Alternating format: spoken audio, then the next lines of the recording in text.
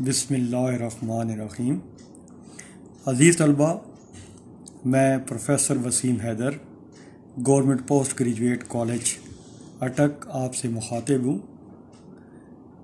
جیسا کہ آپ کو علم ہے کہ ہم نے ناصر کاظمی کی پہلی غزل پڑھی تھی، آج ہم ناصر کاظمی کی دوسری غزل جو ہمارے نصاب میں شامل ہے اس کے کچھ اشعار پڑھیں گے اور ان کے مشکل الفاظ کے معنی اور تشریح کریں گے۔ عزیز طلبہ، یہ غزل آپ اپنے نصاب کی کتاب کے صفحہ 131 پر دیکھ سکتے ہیں۔ ناصر کاظمی کی یہ غزل بھی بہت ہی مشہور و معروف غزل ہے اور اس کے اندر بھی ناصر کاظمی نے ہجرت کے دکھ کو بڑے خوبصورت انداز سے، بڑے دردناک انداز سے پیش کیا ہے۔ یہ غزل ناصر کاظمی نے 1957 میں لکھی، اس لیے اس میں جہاں ہمیں رومانوی رچاؤ محسوس ہوتا ہے وہیں واقعات ہجرت کی بازگشت بھی سنائی دیتی ہے۔ اس غزل کا مطلب میں پڑھتا ہوں اور پھر اس کے بعد مشکل الفاظ کے معنی اور تشریح کروں گا۔ غزل کا مطلب ہے: اے ہم سخن وفا کا تقاضا ہے اب یہی، اے ہم سخن وفا کا تقاضا ہے اب یہی، میں اپنے ہاتھ کاٹ لوں تو اپنے ہونٹ سی۔ مشکل الفاظ دیکھ لیں۔ ہم سخن، ہم زبان، ہم کلام یعنی ساتھی، تقاضا ضرورت، ہاتھ کاٹنا بے بس ہو جانا، مجبور ہو جانا، ہونٹ سینا چپ ہونا۔ عزیز طلبہ، اس کی تشریح دیکھیں، بہت ہی آسان الفاظ استعمال کیے گئے ہیں شعر کے اندر۔ جو ایک آدھ مشکل لفظ تھا اس کی میں نے تشریح معنی بتا دیے ہیں۔ دیکھیں، اس شعر میں ناصر کاظمی اپنے ساتھی سے مخاطب ہو کر کہتے ہیں کہ اے میرے ساتھی اور ہمدم، اب وفا اسی بات کا تقاضا کرتی ہے کہ نہ میں لکھنے کے لیے قلم اٹھاؤں اور نہ تو بولنے کے لیے اپنے لبوں کو حرکت دے، گویا میں اپنے ہاتھ کاٹ لوں اور تو اپنے ہونٹ سی لے۔ عزیز طلبہ، دوسرا مطلب یہ بھی ہو سکتا ہے کہ شاعر محبوب سے مخاطب ہو کر کہہ رہا ہے کہ اب محبت کو نبھانا ہے تو اس کا یہی ایک تقاضا اور طریقہ رہ گیا ہے کہ میں اپنے ہاتھوں پر قابو رکھوں اور تو اپنی زبان پر، تاکہ عشق کا راز ظاہر نہ ہو۔ غالب نے اسی مضمون کو کچھ یوں بیان کیا ہے: دوست غم خواری میں میری صحیح فرمائیں گے کیا، دوست غم خواری میں میری صحیح فرمائیں گے کیا، زخم کے بھرنے تلک ناخن نہ بڑھ آئیں گے کیا۔ اس شعر میں ناصر کا عصری اور رومانوی شعور دونوں ظاہر ہوئے ہیں۔ انہوں نے محبوب اور حکمرانوں کے سامنے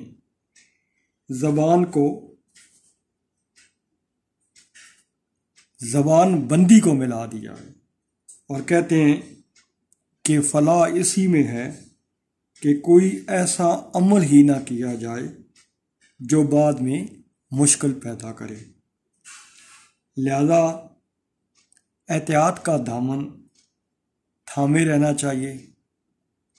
زمانہ جب تک سازگار نہ ہو تب تک آواز بلند نہیں کرنی چاہیے، کیونکہ ایسے حالات میں دستور زبان بندی اٹل ہے۔ فیض صاحب نے اس مضمون کو کچھ یوں بیان کیا ہے: ابھی بادباں کو تہ رکھو، ابھی مضطرب ہے رخ ہوا، ابھی بادباں کو تہ رکھو، ابھی مضطرب ہے رخ ہوا، کسی راستے میں ہے منتظر وہ سکون جو آ کے چلا گیا۔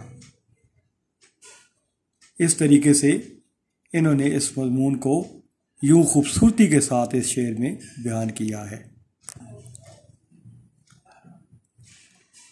دوسرا شعر ہے، کن بے دلوں میں پھینک دیا حادثات نے، کن بے دلوں میں پھینک دیا حادثات نے، آنکھوں میں جن کی نور نہ باتوں میں تازگی۔ مشکل الفاظ دیکھیں، بے دلوں یعنی بیزار اور مردہ دل لوگ، نور روشنی، تازگی خوشگواری یا نیا پن۔ عزیز طلبہ، جیسا کہ آپ کا معلوم ہے کہ ناصر کی غزل میں ہجرت کے واقعات کا اثر رچ بس گیا ہے۔ میر کی طرح ناصر کی غزلوں کا بھی ایک خاص منظرنامہ ہے۔ اس شعر میں بھی ناصر انہی اندوناک واقعات کی طرف اشارہ کرتا ہے اور کہتا ہے کہ اب وہ محفلیں اور رونقیں نہیں رہیں جن سے دل کی دنیا آباد تھی، اب تو ہر طرف اداس اور بیزار لوگوں سے واسطہ پڑتا ہے۔ ان لوگوں کو ملاقات سے دل کی کوئی خوشی حاصل نہیں ہوتی، بلکہ ان سے مل کر مایوسی اور اداسی کا رنگ مزید گہرا ہو جاتا ہے۔ ناصری کا ایک شعر ہے، نہ ملا کر اداس لوگوں سے، نہ ملا کر اداس لوگوں سے، حسن تیرا بکھر نہ جائے کہیں۔ ناصر ان ایام رفتہ اور ماضی کی خوشگوار محفلوں کی یاد تازہ کرتے ہوئے کہتے ہیں کہ یہ حقیقت ہے کہ انسان کھوئے ہوں کی کمی کو زیادہ محسوس کرتا ہے۔ ناصر بھی ان لوگوں کو یاد کر رہے ہیں جو بچھڑ گئے ہیں۔ چنانچہ ایک اور جگہ کہتے ہیں، وہ ساحلوں پہ گانے والے کیا ہوئے، وہ ساحلوں پہ گانے والے کیا ہوئے، وہ کشتیاں جلانے والے کیا ہوئے، وہ دل میں کھبنے والی آنکھیں کیا ہوئیں، وہ دل میں کھبنے والی آنکھیں کیا ہوئیں، وہ ہونٹ مسکرانے والے کیا ہوئے، یہ کون لوگ ہیں میرے ادھر ادھر، یہ کون لوگ ہیں میرے ادھر ادھر، وہ دوستی نبھانے والے کیا ہوئے۔ در حقیقت شاعر کہتا ہے کہ اب ایسے محبوب نظر لوگ ڈھونڈنے سے نہیں ملتے،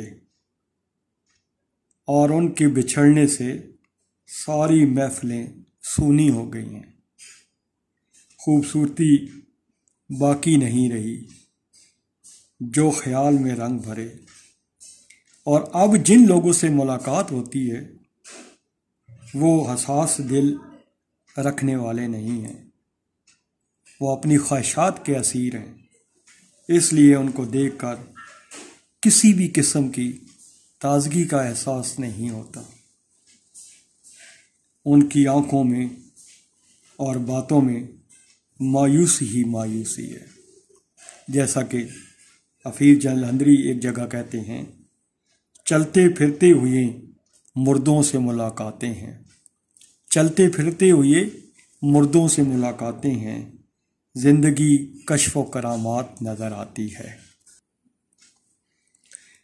تیسرا شعر ہے، بول اے میرے دیار کی سوئی ہوئی زمین، بول اے میرے دیار کی سوئی ہوئی زمین، میں جن کو ڈھونڈتا ہوں کہاں ہیں وہ آدمی، دیار، علاقہ، جگہ، ملک، شہر، سوئی ہوئی، خوابیدہ یا خاموش۔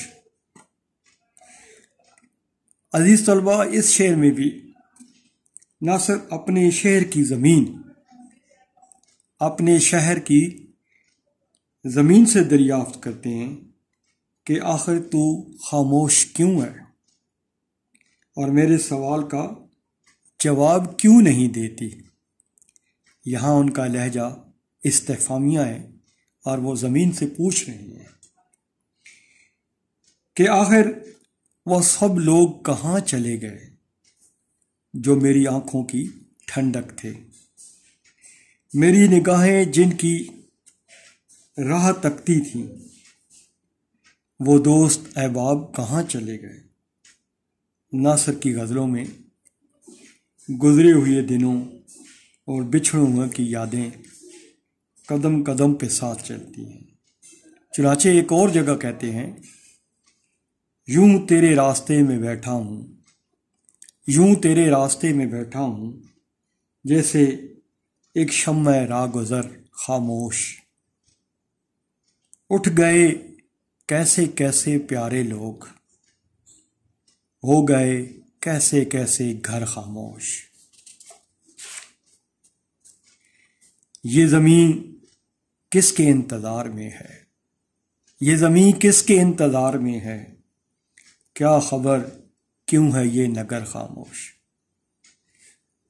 شاعر حیرت کا اظہار کرتے ہوئے کہتا ہے کہ ان محفلوں اور رونقوں کو کس کی نظر لگ گئی ہے کہ یوں آن کی آن میں سب کچھ اجڑ گیا۔ اب انسانوں کی اس بھیڑ میں رفتگاں کا، یعنی کھوئے ہوئے گزرے ہوئے لوگوں کا سراغ پانا بھی بہت مشکل ہو گیا ہے۔ بقول ناصر کاظمی، میں ان کی راہ دیکھتا ہوں رات بھر، میں ان کی راہ دیکھتا ہوں رات بھر، وہ روشنی دکھانے والے کیا ہوئے، عمارتیں تو جل کے راکھ ہو گئیں، عمارتیں تو جل کر راکھ ہو گئیں، عمارتیں بنانے والے کیا ہوئے۔ عزیز طلباء، امید ہے یہ 3 شعر آپ کی سمجھ میں آ گئے ہوں گے۔ میں نے حتی الوسع کوشش کی ہے کہ ان کو آسان لفظوں میں ان کی تشریح آپ تک پہنچا دوں، اور امید واثق ہے کہ یہ آپ کو سمجھ آ گئے ہوں گے۔ ان میں کوئی لفظ مشکل نہیں تھا، کوئی ترکیب اتنی مشکل نہیں تھی، نہ ہی کوئی تشبیہ استعارہ اتنا مشکل تھا۔ صرف ماضی کی یادیں ہیں جن کو شاعر نے اپنی زبان میں اشعار کی صورت میں بہت خوبصورتی کے ساتھ بیان کیا ہے، اور یہی ناصر کا کمال ہے۔ اس کے ساتھ ہی آج کا لیکچر اپنے اختتام کو پہنچتا ہے۔ اجازت دیجیے، اللہ حافظ۔